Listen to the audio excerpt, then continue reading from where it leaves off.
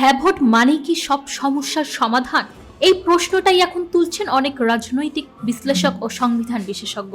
কারণ যে কোনো বড় রাষ্ট্রীয় সংস্কারের মতো হ্যাঁ ভোটেরও কিছু সম্ভাব্য ঝুঁকি ও নেতিবাচক দিক রয়েছে, যেগুলো জানা জরুরি। চলুন বিশ্লেষকদের বিশ্লেষণ অনুযায়ী সেগুলো বুঝে নেই।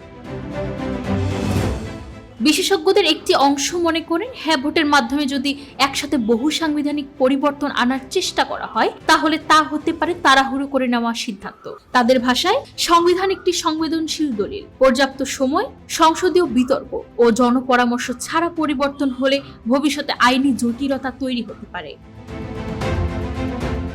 কিছু রাজনৈতিক বিশ্লেষকের মতে, হ্যাঁ ভোট বাস্তবায়নের পুরো প্রক্রিয়া যদি একটি পক্ষের প্রভাবাধীন থাকে, তাহলে সংস্কারের নামে নতুন করে ক্ষমতার ভারসাম্য নষ্ট হওয়ার ঝুঁকি থাকে। তাদের আশঙ্কা, সংস্কার হবে কিন্তু প্রশ্ন থেকে যাবে এই সংস্কার কাদের জন্য। নীতি ও শাসন ব্যবস্থা বিশ্লেষকরা বলছেন, হ্যাঁ ভোটে সংস্কারের অনুমোদন এলেও সব দফা বাস্তবায়ন করা প্রশাসনিকভাবে কঠিন হতে পারে। বিশেষ করে দ্বিকক্ষ বিশিষ্ট সংসদ, বিচার বিভাগ সংস্কার, নির্বাচন ব্যবস্থার কাঠামোগত পরিবর্তন, এসব বাস্তবায়নের সময়, অর্থ ও রাজনৈতিক ঐক্যমত্য প্রয়োজন।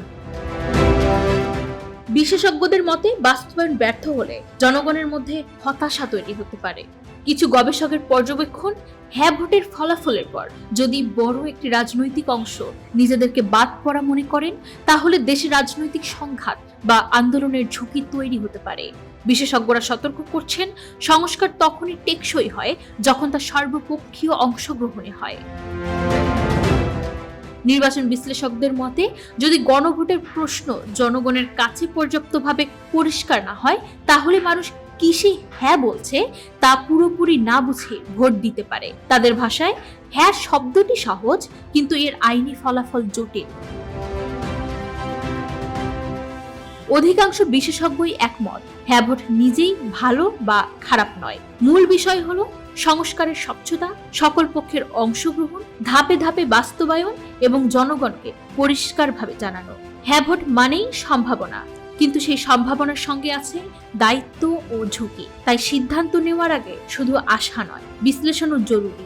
কারণ গণভোটে দেওয়া একটি হ্যাঁ দেশের ভবিষ্যৎ রাজনীতিকে দীর্ঘ সময়ের জন্য প্রভাবিত করতে পারে।